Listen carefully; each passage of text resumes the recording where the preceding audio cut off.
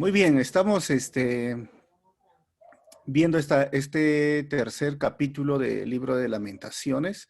Básicamente es la tercera lamentación o el tercer lamento, si podríamos llamarlo, respecto a este libro de Lamentaciones. Quien escribió este libro fue Jeremías, aunque algunas personas han tratado de decir que no fue Jeremías y han tratado de cuestionar su autoría. Al final llegamos a la conclusión que es y ha sido siempre Jeremías. Hay algo muy interesante. Jeremías, su primer capítulo, el primer capítulo tiene 22 versículos, que es cada letra, si diríamos abecedario, como lo conocemos, del hebreo. El segundo capítulo tiene igual 22 versículos. Este capítulo trae 66 versículos. ¿Por qué? Porque de cada letra del abecedario, que son 22, ha hecho 3 versículos, o sea, lo ha triplicado, pero son versículos cortos. El próximo, capítulo 4, también va a ser 22 versículos siguiendo esa línea del abecedario, y el quinto, que donde vamos a terminar pronto, en 2 semanas, es 22 versículos, pero ya no está hablando acerca del abecedario, sino simplemente hace un tipo de lamento que lo vamos a ver en ese momento, ¿ok?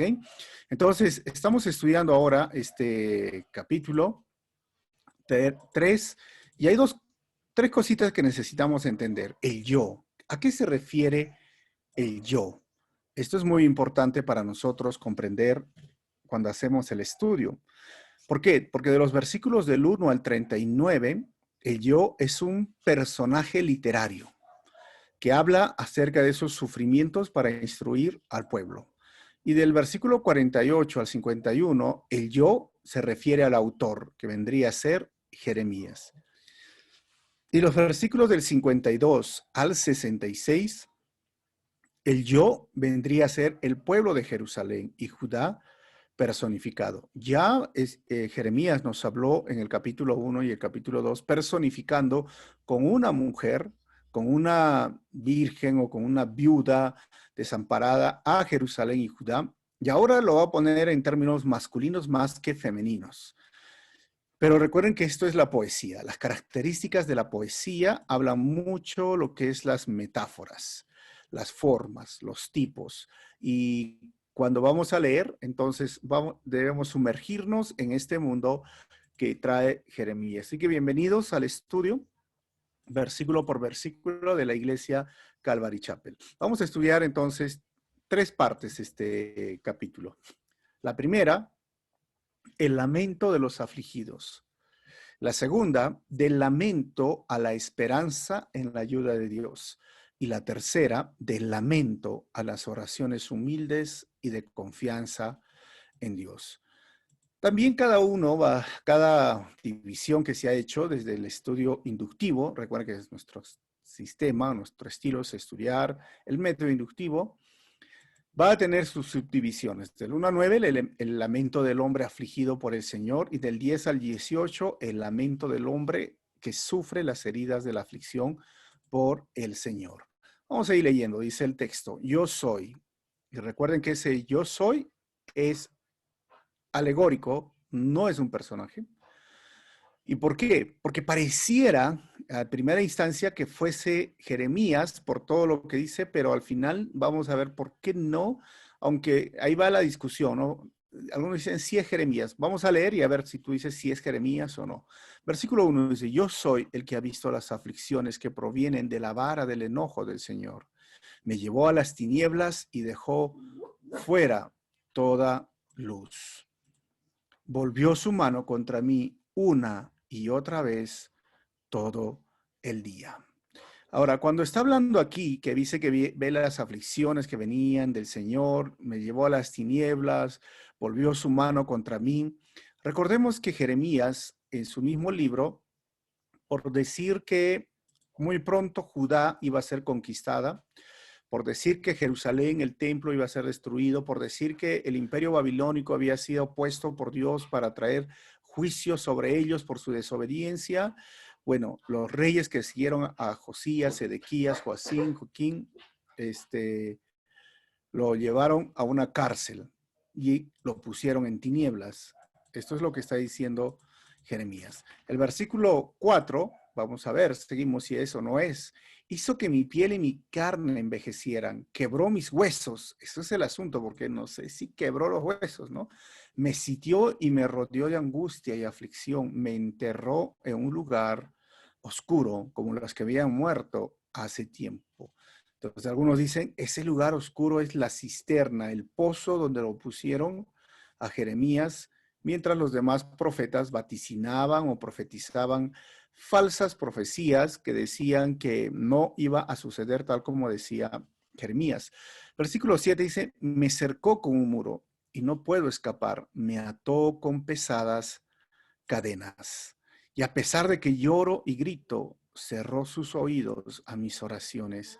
Impidió mi paso con un muro de piedra, hizo mis caminos tortuosos. Entonces, pareciera que nos está llevando a otra vez a Jeremías, que fue llevado a este pozo, encadenado, camino tortuoso, porque está sufriendo. Vamos a ver del 10 al 18, el lamento del hombre que sufre las heridas de la aflicción por el Señor.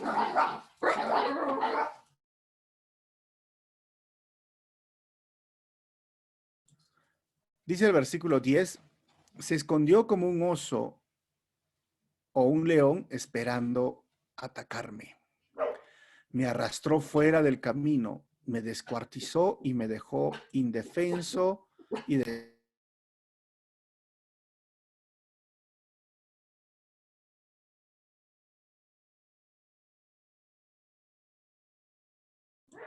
Ese es uno de los puntos que hablamos cuando dice me arrastró, me descuartizó, me indefenso. No pueden decir, como les dije, es Jeremías y es como la poesía hebrea, está usando lo que es una hipérbole, la exageración. Pero la verdad es que vamos a seguir leyendo y viendo. Tensó su arco y me hizo el blanco.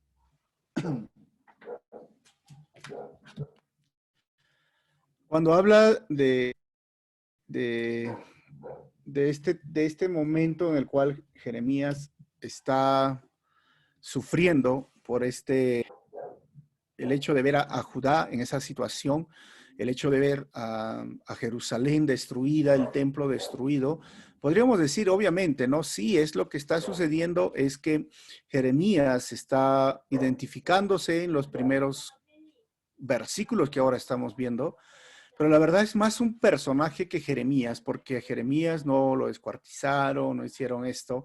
Está tratando de llevar a los que leen estos versículos, explicar el dolor que realmente estaba experimentando cualquier judío, cualquier familia, cualquier persona.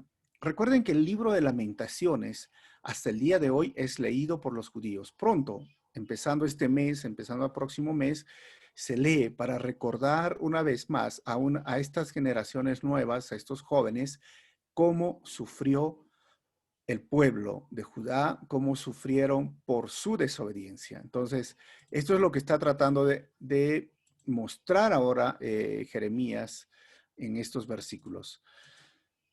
Versículo 13, disparó sus flechas a lo profundo de mi corazón.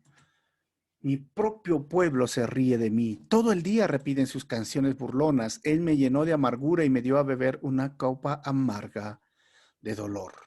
Y algunos dicen, bueno, todo esto en lugar se parece más a las aflicciones del Señor, pero recuerden que en ese momento las familias, los hijos estaban sufriendo. Versículo 16, me hizo masticar piedras, me revolcó en el polo, me arrebató la paz y ya no recuerdo qué es la prosperidad. Yo exclamo, mi esplendor ha desaparecido.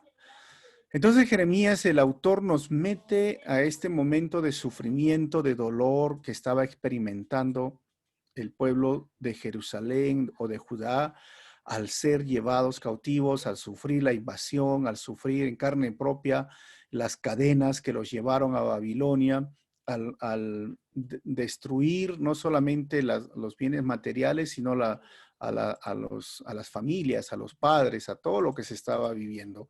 Obviamente ya no hay prosperidad, están en guerra y están en problemas. Y esto es lo que dice, se perdió todo lo que yo esperaba del Señor. El esplendor había desaparecido y entonces está hablando no tanto otra vuelta, digo, no de Jeremías, sino de un personaje X que se puede identificar con la gran mayoría de familias o varones o mujeres que estaban en esa ciudad. Ahora vamos a ver del lamento a la esperanza en la ayuda de Dios. Esta segunda parte, del 19 al 20, vamos a ver del lamento a la depresión. Del 21 al 23, del lamento a las misericordias de un Dios fiel. Del 24 al 26, del lamento a la bondad de Dios. Del 27 al 29, del lamento ahora a la esperanza para el alma. Del 30 al 36, del lamento a la bondad de Dios, incluso en su justicia. Dice el versículo 19, recordar mi sufrimiento y no tener hogar es tan amargo que no encuentro palabras.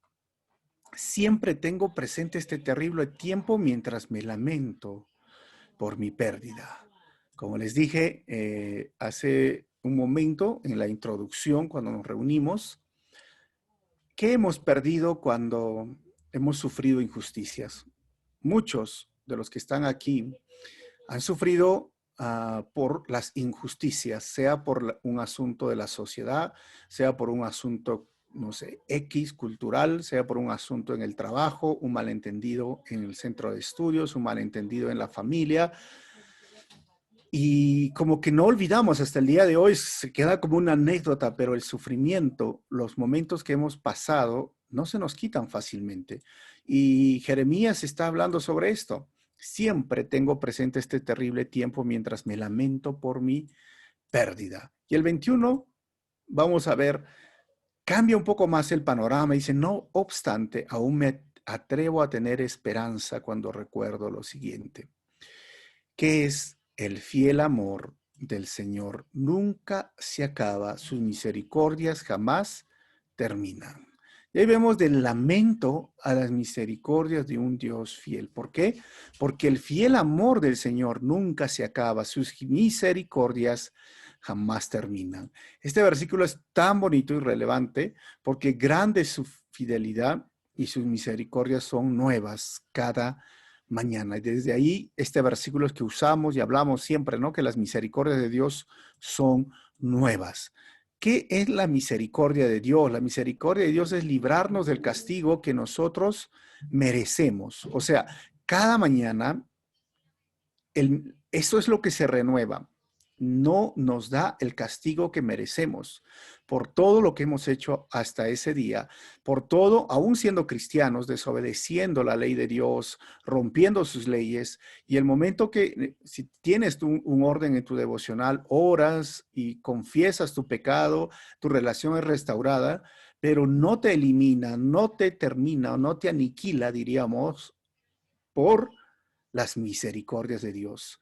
Hay personas que se olvidan un día pedir la misericordia de Dios o confesar su pecado, arreglar cuentas con el Señor. Y si no te pasa nada, es por la misericordia de Dios que cada día se renueva. Si eres cristiano. Ahora, si no eres cristiano, es lo mismo. La misericordia de Dios se renueva cada día cuando uno es impío, cuando uno es incrédulo.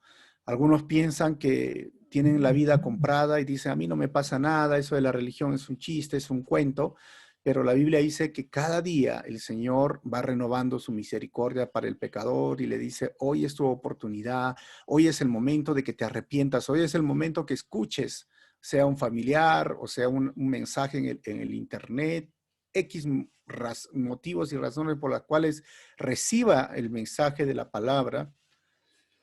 Esa misericordia le dice, espero que hoy tú te arrepientas. Cada día se va renovando. Obviamente que para el impío, para el pecador, para el que no ama a Dios, eso lo toman como que Dios no existe. Lo toman como que Dios está bromeando, está jugando. No es verdad su juicio, pero el juicio va a llegar como llegó en el momento de Judá.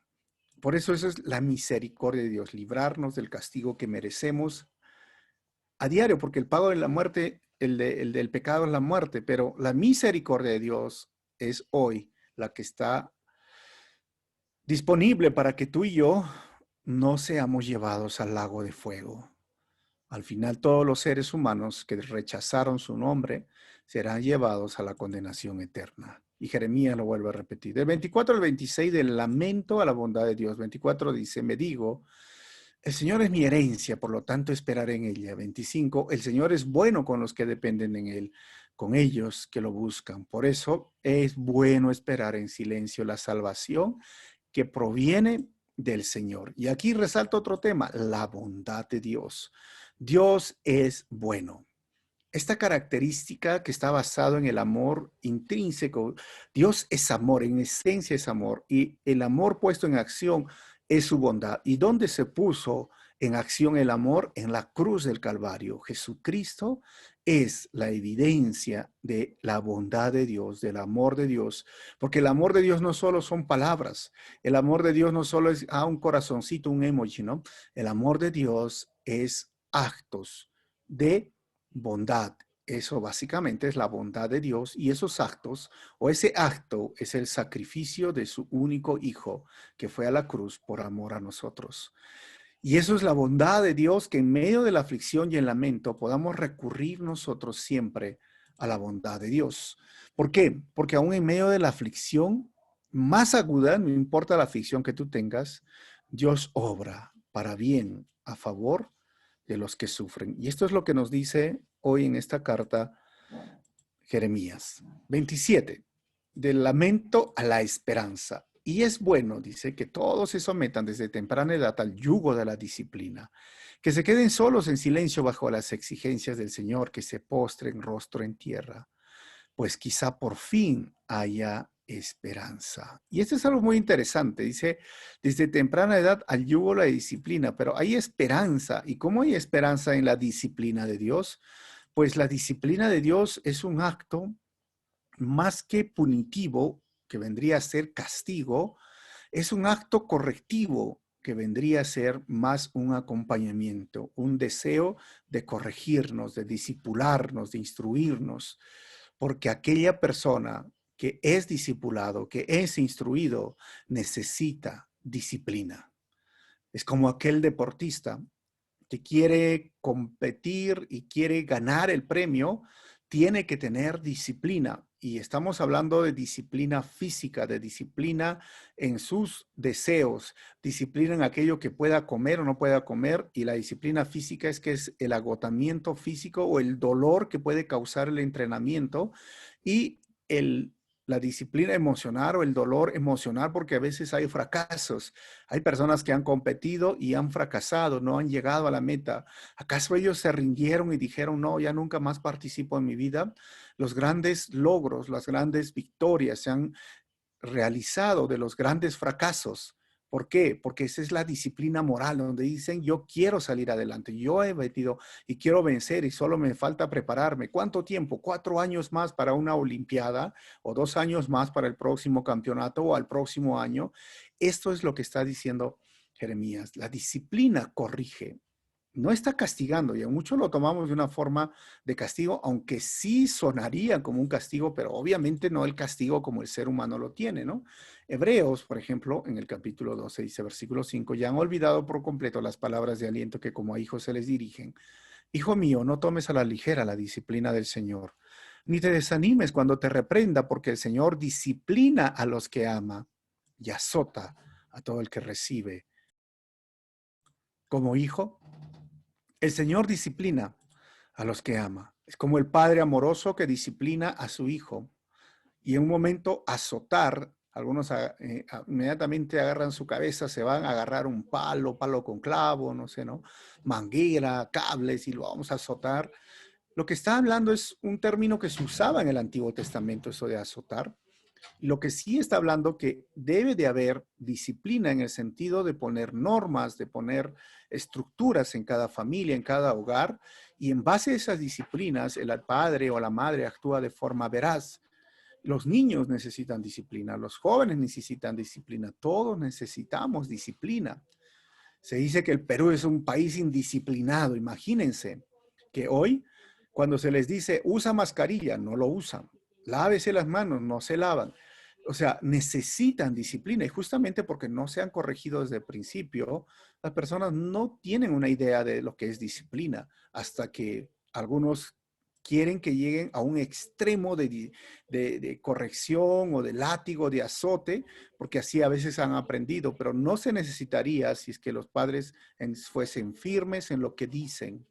Y eso se aprende desde niño. Pero el Señor no va a torcer su voluntad, no va a torcer sus mandamientos, a pesar de tus caprichos, a pesar de lo que tú quieres. Y cuando tú estás rompiendo sus mandamientos, te disciplina, te corrige. ¿Y cómo te corrige? No te da lo que tú quieres, porque sabe que te hace daño, que es pecado, que siguiendo ese camino te va a hacer mal. Y simplemente Dios te quita esa persona, te quita ese trabajo, te quita esa oportunidad o te quita cualquier situación que te está poniendo en peligro tu salvación, tu relación con Él, y tú te pones triste y tú te pones mal. Y esto es lo que está diciendo Jeremías, hablando de lo que se está viviendo y lo que dice Hebreos. No tomes a la ligera la disciplina del Señor, ni te desanimes. A algunos no les gusta la disciplina del Señor y obviamente que también hay una disciplina eclesiástica que Dios ha entregado a una iglesia y a los líderes de la iglesia y a algunos no les gusta. Pero ¿qué nos dice hasta ahora Jeremías? Que aún en medio del sufrimiento y aún en medio de la disciplina es mejor confiar en Dios. Del 30 al 36, del lamento a la bondad de Dios, incluso en su justicia. 30 dice que vuelvan la otra mejilla a aquellos que los golpean y que aceptan los insultos de sus enemigos. 31, pues el Señor no abandona a nadie para siempre. Y aunque trae dolor, sí, trae dolor, también muestra compasión debido a la grandeza de su amor inagotable, pues Él no se complace en herir a la gente, en causarles dolor. Miren que Dios no abandona a nadie para siempre. Y acá hay unas verdades muy interesantes. Debido a su fidelidad, el Señor no afligirá para siempre. O sea, el dolor, el sufrimiento es pasajero al final. Y lo que se renueva cada mañana hasta el día de hoy no es la aflicción, no es el dolor, no es el sufrimiento, sino las misericordias y la fidelidad de Dios. Así que tengamos en cuenta esto, porque Dios no se complace. Es como el padre cuando disciplina a su hijo y ama a su hijo. El padre también sufre cuando ve las lágrimas o ve la frustración o ve el enojo o la forma que reacciona el hijo. No se goza en el sufrimiento, en el dolor de su hijo, pero sabe que es necesario porque el hijo necesita aprender algo por medio de esa disciplina. Y es lo mismo con nuestro Señor. 34 dice, si la gente pisotea a todos los prisioneros de la tierra, si privan a otros de sus derechos desafiando al Altísimo, si tuercen la justicia en los tribunales, ¿acaso no ve el Señor todas estas cosas? Por supuesto que las ve. Aunque esté en un tribunal y se logre la injusticia, porque hoy en nuestro país a veces reina la injusticia donde el rico, el adinerado, no es sentenciado ni lleva la justicia correcta, y a veces el que no tiene dinero sufre las consecuencias. Es triste, ¿verdad? Porque a veces los que más han hecho daño a la nación están libres. Y aquel que le dio, no sé, o sea, salió sin mascarilla de repente. Bueno, son situaciones que enfrentamos respecto a la justicia o la injusticia. Obviamente, si alguien sale sin mascarilla y rompe la ley, sufre las consecuencias, pero a veces los policías están tan preocupados en que ellos cumplan la ley. Y a veces cuando ven un ladrón robando y lo atrapan, no están preocupados en que se cumpla la ley. Ese es el asunto. Ese es el desnivel, ¿no? Igual como digo, y hay líderes, hay presidentes que han probado que se han robado dinero, que hay injusticia, que han hecho la corrupción, pero hoy no están sentenciados. Mientras que un padre que se defiende, un vecino que se defiende, hoy sí está sentenciado. Bueno, Dios lo ve. Lo que está diciendo acá es que Dios lo ve y lo va a tener en cuenta. Miren, del lamento ahora a las oraciones humildes y de confianza.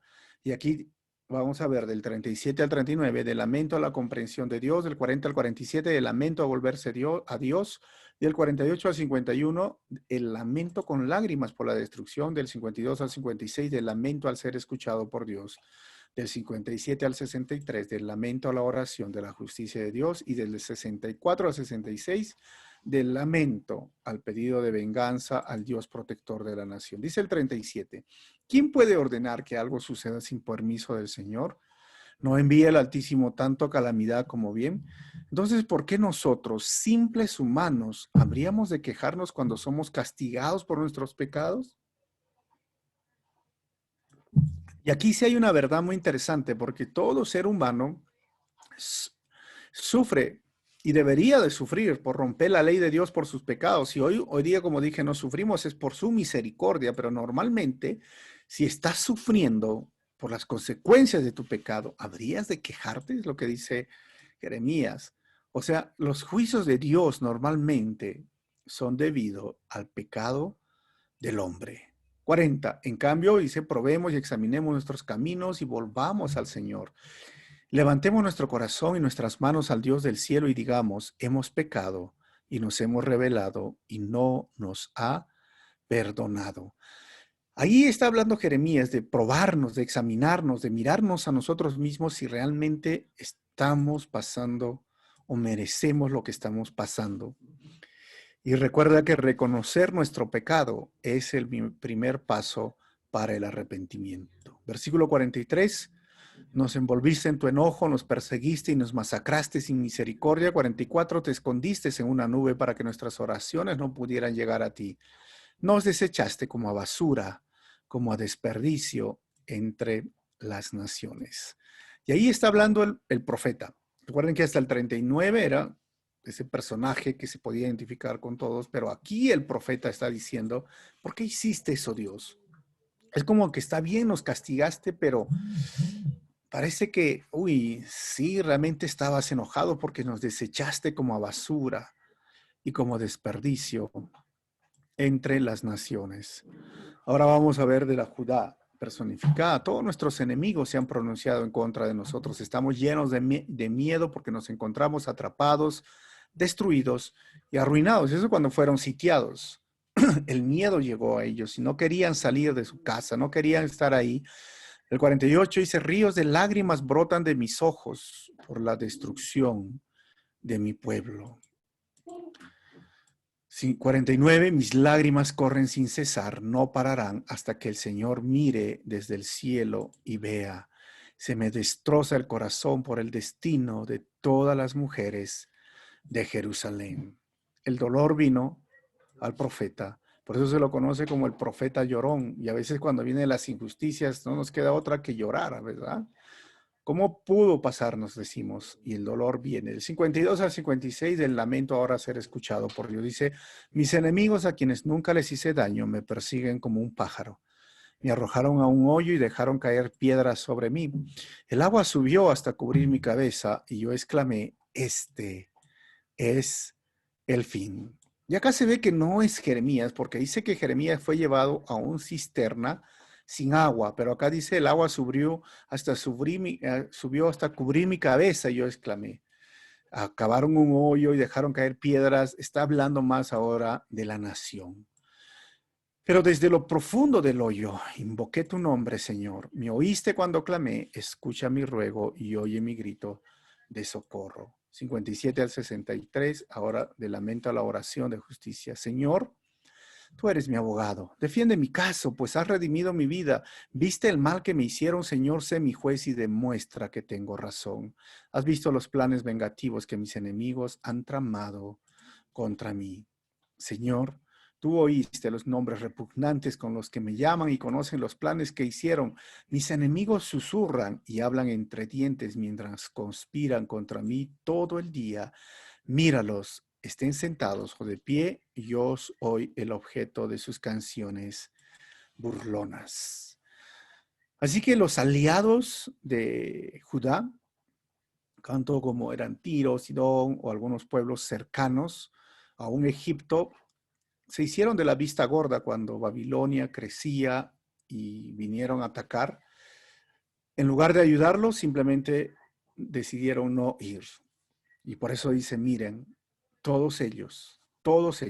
ellos y Babilonia se están burlando, están diciendo canciones burlonas, ¿no? Hay unas canciones burlonas, por ejemplo, en el estadio, cuando gana un equipo, O cuando gana una selección, hay una canción que ustedes conocen que dice, ¿y dónde están? ¿Y dónde están? ¿Y dónde están los que nos iban a ganar? ¿No? X tal nombre. Y es clásica y empiezan a saltar y se ríen y se burlan. Este tipo de arengas así, diríamos, burlonas, este tipo de canciones, es lo que dice Jeremías. Ellos lo están haciendo como si fuese algo que ellos esperaban que sucediera. Obviamente que sí. Míralos, están sentados de pie. Soy el objeto de sus canciones burlonas. 64 a 66 del lamento al pedido de venganza al Dios protector de la nación. Dice el 64, Señor, dales su merecido por todo lo malo que han hecho. Dales corazones duros y tercos y después que tu maldición caiga sobre ellos. Persíguelos en tu enojo y destrúyelos bajo los cielos del Señor. La gran pregunta es esta, ¿se puede orar así? ¿Está pidiendo a sus enemigos? Miren, David oraba por que Dios destruya a sus enemigos en el libro de los Salmos. En muchas partes del Antiguo Testamento se podía hacer así. Obviamente en el Antiguo Pacto, el obedecer la ley te hacía amigo de Dios, te hacía rico, te hacía próspero. El desobedecer la ley de Dios te hacía pobre o te hacía enemigo de Dios. Y aún si no eras parte del pueblo de Dios, eras enemigo de Dios y deberías ser eliminado.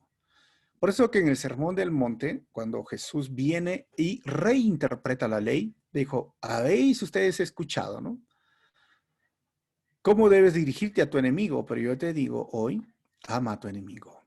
Si tu enemigo te dice, llévame tal bulto o fardo por una milla, llévale 2 millas. Si te pide tu capa, dale todo, tu espada, todo. Amen a sus enemigos.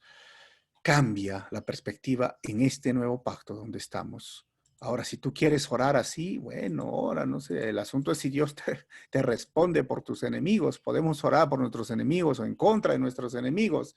Pero recuerda que Jesús dijo, ama a tu enemigo. Voy a terminar con 3 conclusiones y si tienen más preguntas lo hacemos después de esto, ¿no? Primero, en medio de la aflicción y la crisis, es mejor confiar en el Señor. Número 2, en medio de la aflicción y de la crisis, Dios obra para el bien de los que le aman. Y en medio de la aflicción y la crisis, debemos de recordar que cada día se renueva su misericordia y no la agonía o el dolor por el sufrimiento. Que el Señor esté con nosotros y no te olvides que puedes ir directamente al Señor en medio de la agonía, el dolor, la aflicción. Podemos lamentarnos. Y como les dije, ¿no? Como seres humanos sí podemos decir, bueno, Señor, si tu enemigo está ahí haciendo algo injusto, ora, pero al final deja que el Señor haga. Tú no eres instrumento en las manos de Dios porque dice, no, sí, el Señor dice, mí es la venganza, pero yo le voy a dar la mano. Por medio de mí va a cumplirse la venganza, ¿no? Deja en las manos del Señor. Dios tiene el control y Dios está con nosotros en medio de la aflicción. Vamos a orar. Señor, te damos gracias una vez más en esta hora. Gracias por tu palabra, gracias porque eres bueno con nosotros. Y este capítulo nos enseña a ver, Señor, que en medio del dolor, de la injusticia o por sufrir las consecuencias de nuestro pecado, de nuestros errores, nos duele, Señor, y podemos recurrir a ti. Porque muchas veces decimos, ¿hasta cuándo vamos a sufrir las consecuencias de nuestros errores o pecados?